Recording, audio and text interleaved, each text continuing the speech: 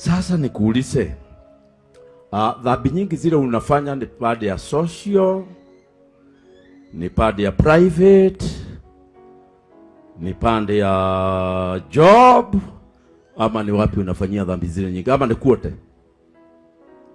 Bwana Yesu asifiwe. Wale mnafanya private sins, nyinyi ndio wabaya kuliko wale wengine. Maana ukifanya dhambi katikati ya watu, watakukemea. Watakuambia wewe mtu haongeangi hivyo. Lakini kwako na umefunga na kashineka, nani atajua unafanya nini? Dhambi za siri, hata David anasema niokoe na dhambi za siri. Dhambi za siri zinakufanya backslider nyumbani, kanisani umeokoka. Lakini ukiwa peke yako, backslider. Lakini ukiwa kwa watu, Yesu ni Bwana. Lazima uhakikishe kwamba maisha yako ya siri na maisha yako ya umati ya watu zinafanana. Kama ume backslide nyumbani, backslide kati yetu, tutakusaidia. Lakini sio una backslide nyumbani. Ukienda nyumbani, kuna tu vitu unamenunua hatueleweki. Tunakaa kama wanaume. Tunasema huko nyumba, kwa nyumba. Watu wanafikiria kuna kinyosi. Na ni wewe mama wa kanisa.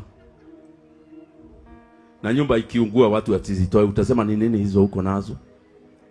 Na nilikuwa na mkutano mwingine hapa na wanawake. Wakaniambia kuna mumea Mungu alitengeneza.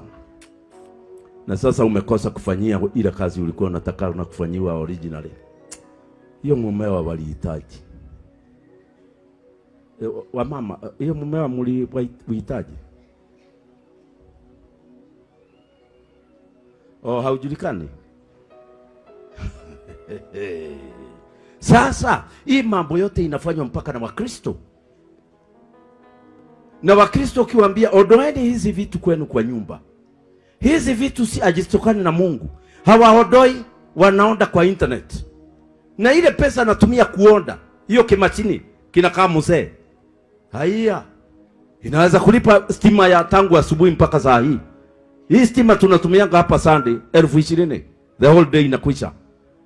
Na hiyo kitu kinatoka 25,500.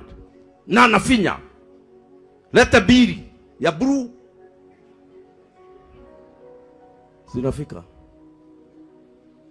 Alafu Sunday anakuja hapa na nguo mrefu. Haleluya.